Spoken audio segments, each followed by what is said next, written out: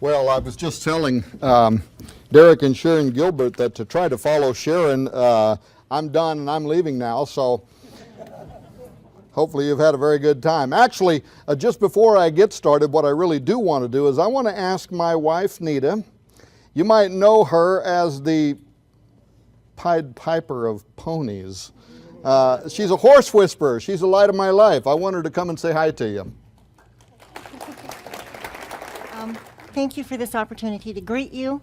I don't normally do this, but I wanted to, and I was excited about it, and I didn't know what to say when I got up here, but something really cool happened to me today. So I'm going to get emotional for just a second, so bear with me, because I'm a girl. All of this talk, apocalypse, DNA change, end of the world, last days, I love it and I hate it. I love it because we know that the redemption draweth nigh. Right. And so I'm happy about that. I hate it because what I do love, besides all my little ponies, is I love my kids and my grandkids. I loved them before they were born. I loved them before they were born. And I love them even now before they're born. There are more to come.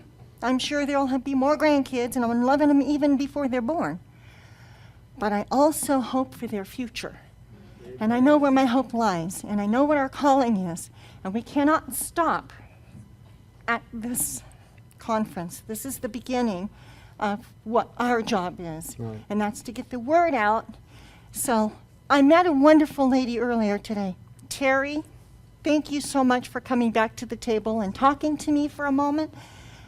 She made me realize that I am not alone in how I feel. And God has given me an opportunity mid of next year to host a ladies' event. And she agreed to pray for me because this is a very difficult subject for emotional women to cover because we just want to either cry or, we want to go home and hug our kids and our grandkids. We want to hope for the future. But we also don't want to be caught without oil in our lamp. It's a very tough challenge, and I know that God has brought me to this to do. So she's going to pray for me. Thank you. And if there's anyone else out there that would like to pray for me, please feel free to. Thank you. Watch out for your stuff there. I'm going to pull this off and hold it just in case we have the same kind of a problem, but I'm such a big bag of wind that probably don't need the microphone anyway. Oh, I have to say, following Jeffrey Ratt and Russ Dizdar and Derek and Sharon Gilbert and Sharon's presentation a moment ago, now what have I got to do? There's no winning. I'm already on the downside, so I'll just let it fly, I guess. See what I told you I would do, Mr. Cameraman? Hey, I want to say, by the way, to Sam and Alice Miller, who are here and who are running these cameras, and they're doing this just as a gift. I wasn't here earlier. I don't know if we told them thank you, but would you give them a round of applause because we very much appreciate their ministry. One other thing, as I was listening to Sharon Gilbert's presentation, if you have not read her book, The Armageddon Strain, you should do so because you will be amazed how this book was written some years ago, but it is actually unfolding before our eyes right now in terms of how technology has finally caught up to her potential vision of some years ago. It's a scary vision. It's going to scare people like my wife. But maybe it'll also help us to get on our knees and pray about the future and also to get involved. I should tell you that some years ago, following Dr. Willard Cantillon at the Oregon Bethel Park, whatever it was called, old-fashioned family camp meeting, kind of reminds me of having to stand up behind Sharon Gilbert because his opening line was, "Man is not a transcendental ideation of intraseptic autocatholic solidaric redaction, nor an orgasmic individuality of mobilized egresses, nor an atypical vodality of voltronized, transfusiformed differentiation spontaneously race-mated into homogeneous individuality." And I said, "Say what?" He explained shortly thereafter that all he had said was that man is not a process of evolution. And his point was that these people who want to support evolution, whatever, they will do what an old preacher I knew years ago who used to use the term 16-cylinder phraseology. They'll wrap their conversation in all these big difficult words in order to try to give it the pretense of being scientifically supported or philosophically supported or whatever. And if you can't keep up with the language, then obviously you're the idiot and they're right, so get on board and believe in evolution. And his whole point was, it's all a smokescreen, ladies and gentlemen. Well, we've been hearing about the smokescreen today. Oh, and the first giant catastrophe in today's conference occurred when Sharon got up to speak. I was outside, I came in, and my wife said, "Oh, don't tell the joke, Sharon just told it."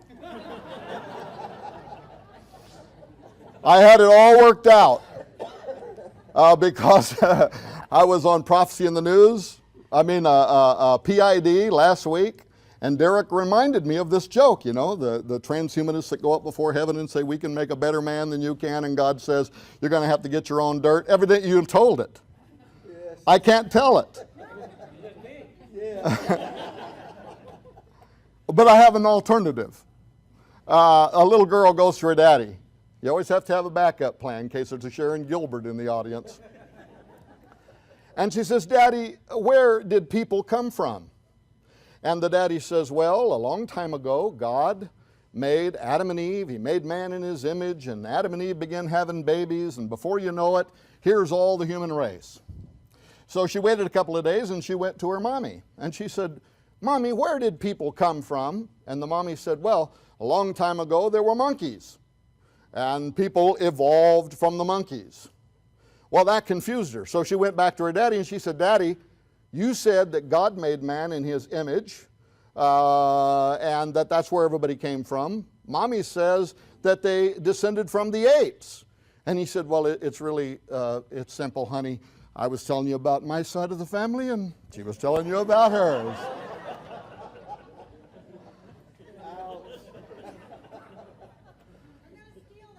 Oh, after today, I don't care. But you almost ruined everything for me, so boy. But now, the funny thing about that is, that's not really quite so funny, is that seriously, folks, transhumanism intends to blend monkeys, apes, synthetic life forms with humanity before the end of this century. And that is a fact. That's not just a fringe fact. That's a National Science Foundation report fact. That's a DARPA fact. That's a U.S. intelligence fact. That's a Jason's, the highest think tank at the U.S. Pentagon fact.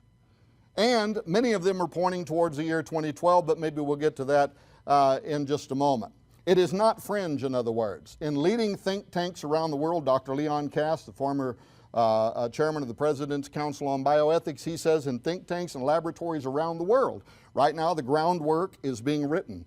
The design, if you will, is being drafted, by which the rest of us are going to get in line or get out of the way or potentially be considered the enemies of progress. And I may say something about that in a few minutes too, if you've been following anything over at Raiders News Network and some of the attacks upon me recently, but maybe we'll talk about that in just a moment. I would venture to say that right here in Ohio, and oh, by the way, I was a preacher for 25 years, and what my body is wanting to do is walk across the stage and, you know, but I'm trying to have pity upon the poor cameraman and stay here. He's telling me he don't care, but he does not know the speed he would need on that camera to keep up with me. I mean, I was an old-fashioned preacher of the Russ Dizdar type.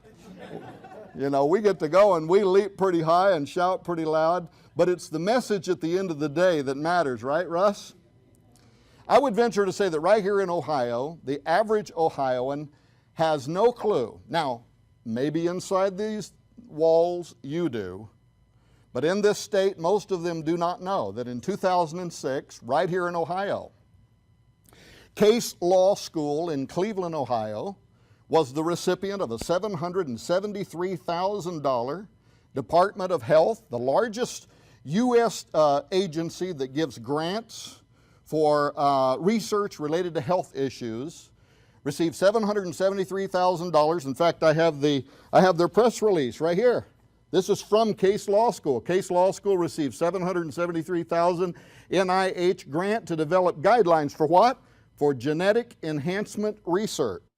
You can go to our website and download that press release. The whole purpose behind the $773,000 grant was for a 24-month period of time for Professor Maxwell Mellman, who is the professor of bioethics at Case Law School, to lead a team of scientists, researchers, and also persons who have an interest in government policy over a 24-month period of time to do one thing only: to establish the guidelines that will be used in setting public policy, that is, in other words, law, by which all of us will live, that will regulate the next step in human evolution, human enhancement. That happened right here, 2006. Well, in 2009, just last year, the 24-month research period was over.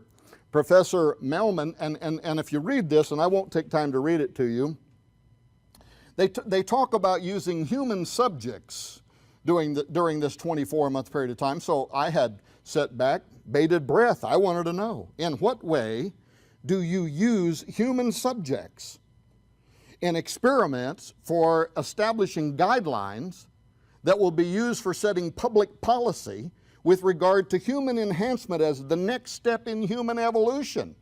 I wanted to know. I'm a taxpayer. This was a taxpayer-funded study. You paid for it. I wanted to know, how were humans used? Well, there was no disclosure yet on how they were used, but here's what I noticed: that immediately when it was finished being funded, Professor Mellman began traveling in the United States, going to different universities in the United States, giving these two university lectures. Number one, directed evolution. Sharon, directed evolution, public policy and enhancement. And the second lecture, transhumanism and the future of democracy. And if you think I'm kidding you, you can go to Arizona State University, you can go to Google, you can type in Professor Mellman's name and type in these titles, and you can actually go and download the audios where at different universities he's giving these lectures. I went and listened to them myself. I was amazed in one of them where he talks about how, yes, human enhancement may in fact lead to an extinction level event. Yes, it may lead to the eradication of all life on earth, but we're going to do it anyway. And that was really his position. Besides those who are in Ohio, I would venture to say that very few Americans are aware that just this last year, in 2009 in California, there was a House Foreign Affairs Committee hearing. It was chaired by Democrat Brad Sherman. Brad Sherman was picked, by the way, to chair this series of hearings because of his expertise in the spread of weapons of mass destruction among terrorists. Well, what was Brad Sherman, this expert, excuse me, in weapons of mass destruction among terrorists? What meeting was he chairing? What was these House Foreign Affairs Committee hearings all about? Mark Stenzel, who is a writer for the Congressional Quarterly, attended the HFA hearings. He came back. You can Google his article. He wrote an article for CQ, for Congressional Quarterly, called Genes Without Borders, in which he described attending a series of government hearings in which he said, hey, Rob Skiba is a filmmaker. He's working on a series right now. He's got the pilot, I think, is being made. He's made the trailer to sell it to whoever the buyers are in Hollywood or television or elsewhere. The film is called Seed. Go to Google, type it in, find it, go there, watch the trailer. If you can support this project, do so. But hey, Rob, at the HFA hearing, what CQ writer Mark Stenzel made us aware of, he said it was more like listening to a Hollywood pitch for a sci-fi movie than it was a sober discussion of scientific reality, with its descriptions by government officials of near future horizon superhumans, super animals, and super intelligence that will become a lethal force against which we are not prepared. Well, just when I was packing up to leave on this trip, have you seen this? The Global Governance 2025 at a Critical Juncture. Have you seen this report? Go to our website, Forbidden Gate, singular, not plural. I know, the book's Forbidden Gates, plural. The website's only Forbidden Gate. Sorry. Went to get the domain and somebody else already owned it. Checked to make sure first it wasn't a porn site, and it wasn't, so we went ahead with ForbiddenGate.com. Wouldn't want any confusion there about how exciting our next book is.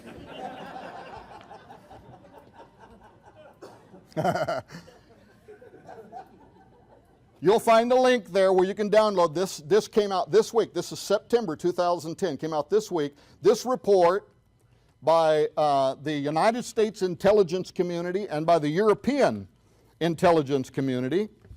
You know what's terrible is you're way over there, I have to have glasses on. When I'm close, can't have glasses on. I want to read you just a part of this. Go and download this, read the whole thing for yourself, because the whole report is on global governance. And what they're talking about are the various issues, the causal agents, if you will, that are pushing us toward a global government. U.S. intelligence, European intelligence community, just now published, September 2010. But go to page 35 and note where they say this: no forum currently exists for dealing comprehensively across the scientific community, industry, and governments on measures needed to diminish the risks posed by the biotechnology revolution. Now, what are the risks? What exactly do they mean? Well, they certainly do mean some of what Sharon Gilbert was talking about, the potential for terrorists to get their hands on living biological entities, the remake of a mouse pox or something else that they could release into dense community populations that could literally become a Black Death. They do mean all of that, and there are security agents right now that are staying up at night afraid of the very fact that we haven't yet had somebody buy one of your sequencing machines. Well, I don't think you're selling them. But in any case, but what were they talking about? What is their fear? What is the fear of American intelligence, European intelligence, when talking about biotechnology as one of those things that could push us suddenly into the need for a global government? Here's what they say, 35. I've dropped down only a half of one paragraph.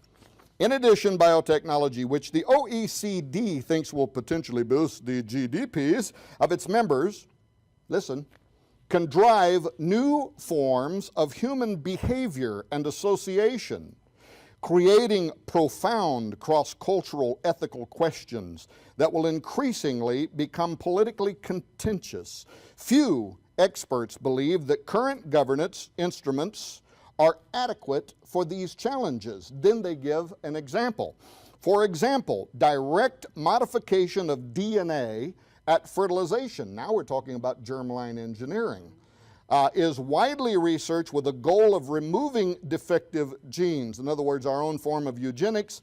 However, discussions of future capabilities open the possibility for designing humans with unique physical, emotional, or cognitive abilities, in quotes.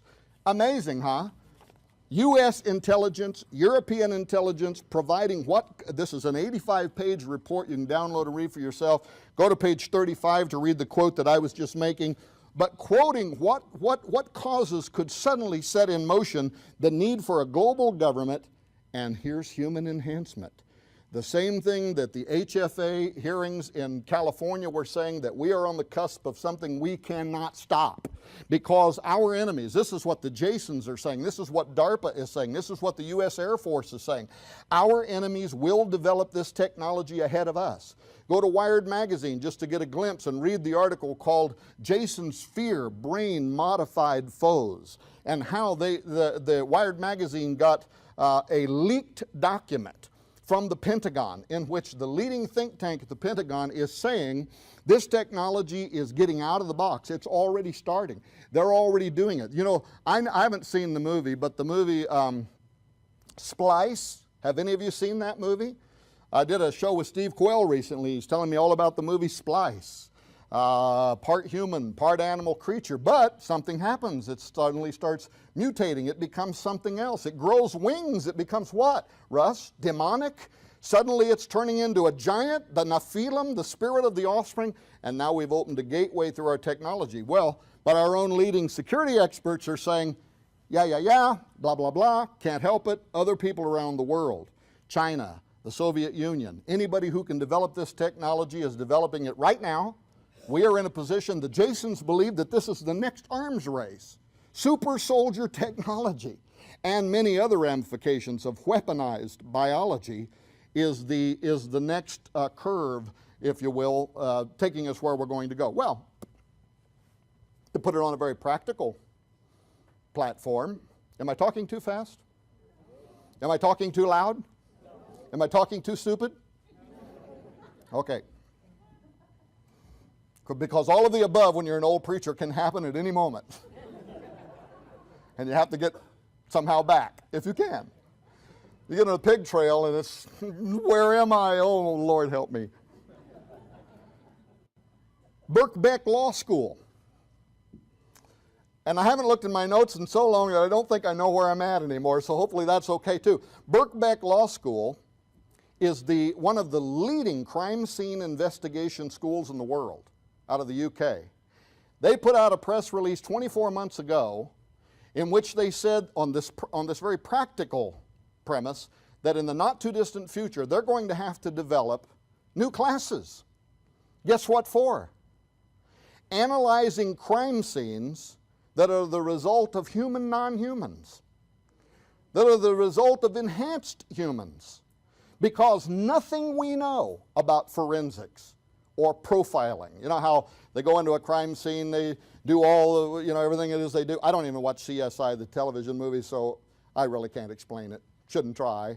But they go in and they do all that they do, and they come out of it. Okay, we're looking for a male, and he's 25 to 35 years of age. He's probably of an affluent community, whatever. So they have rules that have been developed over 200 years or more in which they've learned to analyze a crime scene. And now what Birkbeck Law School is saying, throw it all out the door.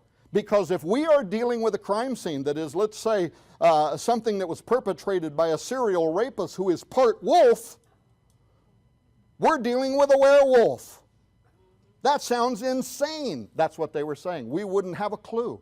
We would not know. This thing might have a bloodlust for human blood, like an animal might, in ways that we simply cannot possibly comprehend. Is that sci-fi? No, it's exactly where we're going. Let me move quickly so I don't get too far behind. If you've been paying any attention to Raiders News Network, the National Science Foundation report, did any of you see any of this posted at Raiders News Network where it said, Tom Horn is an extremist pig who would make the Unabomber proud? Did you see that? Well, a few of you did. Well, for those of you that didn't, which is apparently the majority, here's what happened. I put out a press release, and it was simply called Open Letter to Christian Leaders on Biotechnology and the Future of Man. Because I have to tell you, here's what my passion is. What is driving me on this? I want the Christian community to get involved in this discussion on transhumanism in particular, but even in just simply the genetic sciences before it is too late. People just like you, people just like those you have heard speak here today, I want those numbers to swell. Why? Because we're going to lose this battle, and very fast. Because the rules, the guidelines are being determined right now by pro-transhumanist think tanks. And that's from within the government, from within the military, from within academia. They are setting the rules right now by which all of us, your children and your grandchildren, are going to live. And every one of them, to no exception, see the transhumanist idea. Oh, what is transhumanism? Did I forget to say? Transhumanism, you could go all the way back to Gilgamesh, those who want to become gods. You could go to the Enlightenment era. But when I speak of transhumanism, I'm simply talking about a modern cultural movement today that is made up of people all across the world who believe that we now have it within our power to use technology to advance human evolution, rewrite our genetics, cybernetically enhance ourselves, make a better version of human 2.0 than what God made. The technology is here, so they believe we no longer need to wait on the daunting task of natural evolution. Who needs 1,000,000 years of evolution when we can get it all in one day? Woohoo! That's what they're saying. Of course, I'm like Ian Fleming, or Ian Malcolm, I guess his name was, in Jurassic Park, being chased down the road by a giant Tyrannosaurus man-eating Rex, saying, "Who thought this was a good idea?" You know. Well, anyway, so I put out an open letter, and it went across the newswire. Got picked up by Wired magazine. A lot of others picked it up. Well, pretty soon, like the next day, the #1 transhumanist blog, Accelerating Futures, which is operated by a man by the name of Michael Anisimov. Michael is a co-coordinator for the Singularity Summit. Have you heard of that? And very connected, if you will, at the hip with Ray Kurzweil, Aubrey de Grey, you know, all the leading transhumanists. So he's part of them, but this is his blog. So he puts up a piece of that article, went out and did a little homework and found you know, some YouTubes of me recently down in Portland with Alex Ansari doing his show Outside the Box on transhumanism, put that on the top of his website. Went and found the Forbidden Gates. Have you seen the book trailer? Yeah, some guy's injecting nanobots in him and becoming demonic, and well, they really didn't like that. Put that on the top of the website too, just for good order. Well, pretty soon, all over Accelerating Futures, the most vitriolic, terrible, hate-filled things were being said about me by people who don't know me from Adam. They don't know where I come from. They don't know what motivates me. They don't know my logic. They don't know my temperament or spirit or anything else. But they're over there saying they hope I get cancer and die. Why? What was my crimes against humanity? I had asked Christians to read the NSF report and other reports and become aware of what is happening, what your taxpayers are paying for, or your dollars are paying for. Become aware of it, get involved in the debate. Well, they hated that. Well, then by the next day, somehow, Patrick Lynn, who is the co-author of the new National Science Foundation report, Ethics of Human Enhancement, 25 questions and answers, another taxpayer-funded report that just came out, he found out about it. Well, he went over to the IET. Now, this is the world's leading online transhumanist think tank. So he posts this article over there. The name of the article is Wrestling with Pigs. So I opened the article because somebody sent it to me and said, hey, you're in the spotlight at the IEET. And it's all about my call for Christians. And he didn't like the fact that I had told Christians, get the NSF report. Look at don't just read the NSF report, look at the people who are operating behind it. Look at their organizations, what groups they belong, what seats they hold, what institutions they are part of, because it is a who's who of transhumanist dreamers worldwide. Well, Patrick did not like that. He didn't like it because he publicly tries to say he's not a transhumanist, though he holds a seat at the IEET, but he will say he's not a transhumanist. Okay, I give him a break. He's not a transhumanist. He's just a guy who's very sympathetic to the transhumanist cause. I don't care. I'm saying, get this, read it. Well, he didn't like it. And he furthermore, and he's talking about you as much as he's talking about me. Because he makes the point over there at the IET that they had found somewhere a Lutheran pastor who was fine with human transhumanism. It's okay, cool, might be the fulfillment of God's will for our lives. Well, that kind of a guy, he says, welcome in. But like me and you, conservatives who might see this as an affront to the divine order, and at a minimum as the gateway to a biological nightmare, who have concerns about this and who want a real, true, open forum in the public, in the debate. Let's get this on television. Let's get it in universities. Let's get both sides of the issues. Let's get conservative bioethicists, men like Francis Fukuyama and others, and Sharon for that matter. Let's put them up on the stage and let's have this debate. Yeah. I nominate Sharon. How about you? Well, they didn't like that. They don't like that. And the language was so loaded. When you read it, you'll see what I mean, because he tried to be clever, but he's weaving in words like, you know, there's this side of Christianity, but that other side. And he uses loaded words like extremists. He actually says those people who would make Ted Kaczynski the Unabomber proud. So now all of a sudden you're being stereotyped. If you're a conservative, and especially if you believe in biblical prophecy, you are a potential terrorist. You're not invited to this discussion.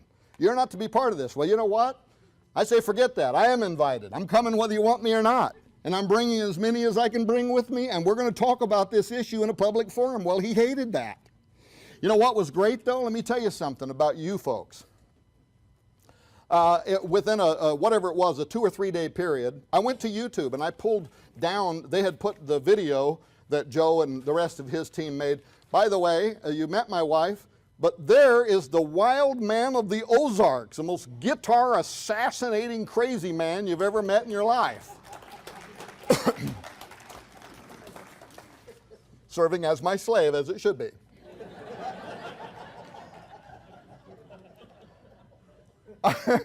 Well, I thought I had already introduced you to my wife. By the way, at my house, when you open up the dictionary and you read better half, there's a picture of her in there.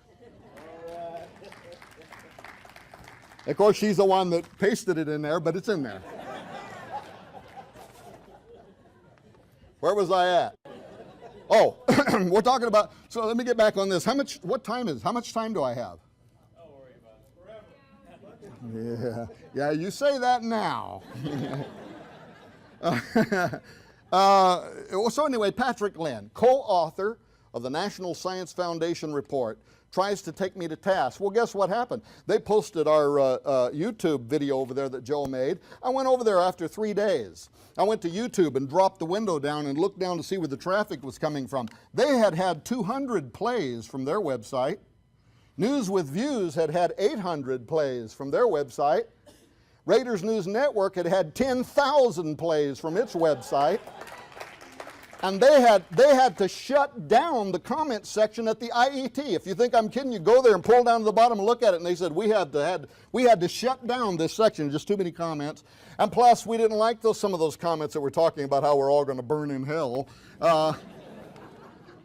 There probably was one that said that, and 50 others that were making good rational sense about, look, I mean, even Ian Malcolm from Jurassic Park, he's not a Christian.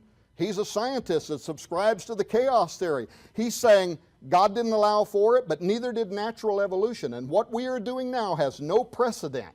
And we are living with we are tinkering with biological forces that have the potential to annihilate mankind in a single hour. So doesn't somebody somewhere think that bioconservatives ought to be involved in this discussion?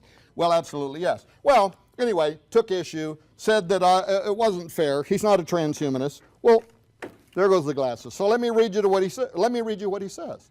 This is his words. Co-author, National Science Foundation, and you can tell me if you think I'll get him. I got one guy over there he should have ran right over here and got him.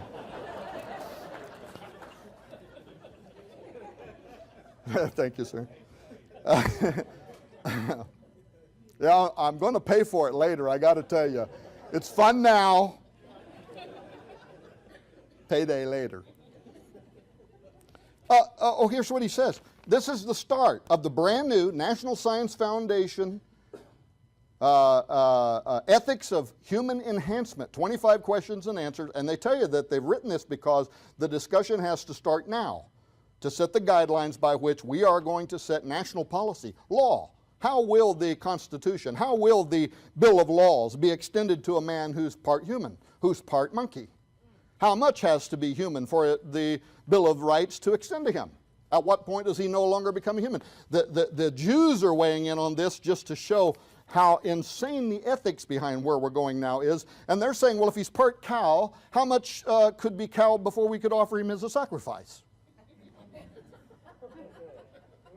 But the point that they're making is there is no way. I mean, once you cross this boundary, there is no going back. but we're crossing the boundary anyway. Well, here's what Mr. Patrick Lynn says. This is your taxpayer-funded reports. You might want to know what you paid for. Quote, "It is not just the world around us that we desire to change. Since the beginning of history, we also have wanted to become more than human, to become homo superior.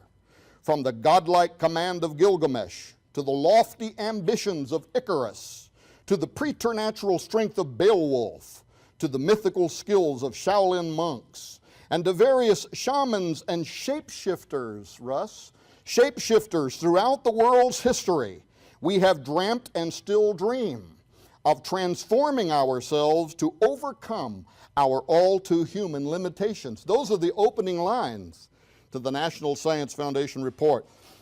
He says this, "With ongoing work to unravel the mysteries of our minds and bodies, coupled with the art and science of emerging technologies, we are near the start of the human enhancement revolution." Well, ladies and gentlemen, he's telling the truth.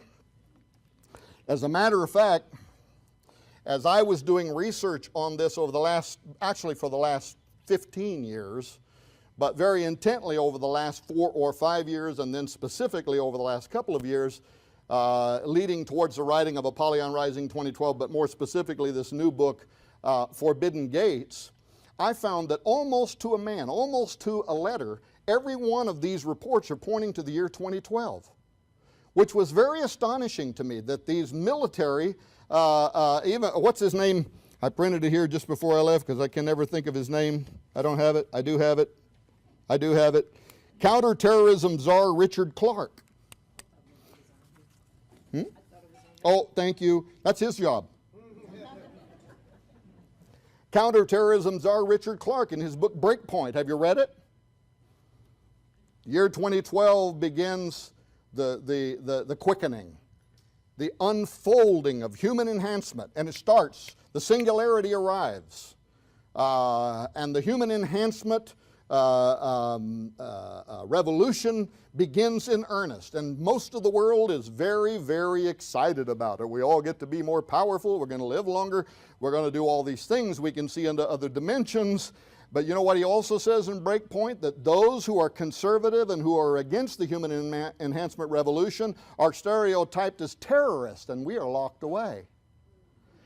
There is an ideological war that is unfolding right now for the mind of this generation. And ladies and gentlemen, we get involved with this or we don't. And if we don't, we abdicate to those types of visionaries, our future and the future of our children. The good news is there was a reason why there was 10,000 downloads from Raiders News Network and 200 from the IET, because we outnumber them by the hundreds of thousands.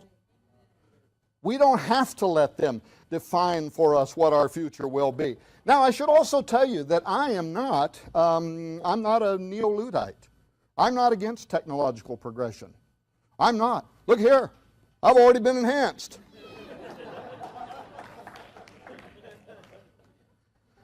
But to the extent that we start talking about redefining what it means to be a human, blending our genetics with animals and plant life and other types of things, somewhere you have to draw a line. Or at least in my mind you do. And I believe that there is wisdom that God has that we don't have. Why did God order each kind to reproduce after its own kind? What does He know that we don't know? Well, a great deal, I'm sure of that. Huh? Yeah. You're like that guy, you know, the remake of The Fly. And he's building a transporter, and he gets in it, and he's going to move from here to there. And during a transportation process, he accidentally has his DNA integrated with a normal housefly. Well, he comes out on the other side, and a few days later, man, he starts becoming the transhumanist dream come true. Sexual proclivities of an African lion can outrun everybody, stronger, faster. But then something else starts happening. And that's that unknown. The unknown, where you start mutating into a horrific monster and you have to be destroyed. Those are very, very real possibilities. Have you seen the movie I Am Legend? And if you watch it, there's a Sharon, but an unsaved Sharon Gilbert. right in the very beginning of it, a geneticist, an unsaved one though. And she's saying, we have found the cure to cancer. And it turns out the cure to cancer is a vaccine that is a concoction of human and animal genetics. The reason it can cure cancer is because some animals, I guess, have a great resilience to cancer. So they figure out some way to blend human and animal genetics. They create a vaccine. All the world celebrates. Everybody's inoculated. Nobody has cancer. Then the scene goes dark. Then the scene opens up and almost all life on earth is annihilated. Why? Because the human form of rabies developed as a result of crossing over a barrier that God, in His infinite wisdom, had put in place, and it wipes out most all humanity. So I trust in God. I'm a biblical literalist, and I have real issues with some of the place we're going. Am I getting offline? Off track?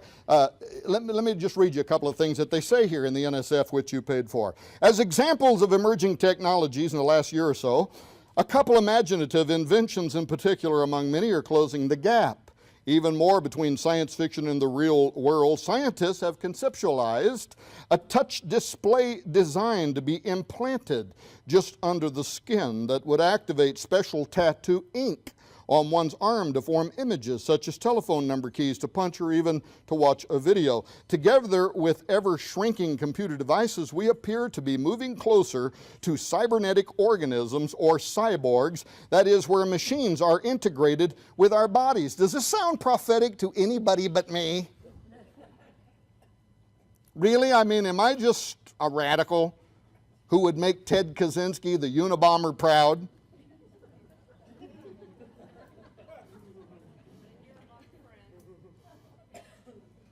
Yeah, let's go terrorize the transhumanists.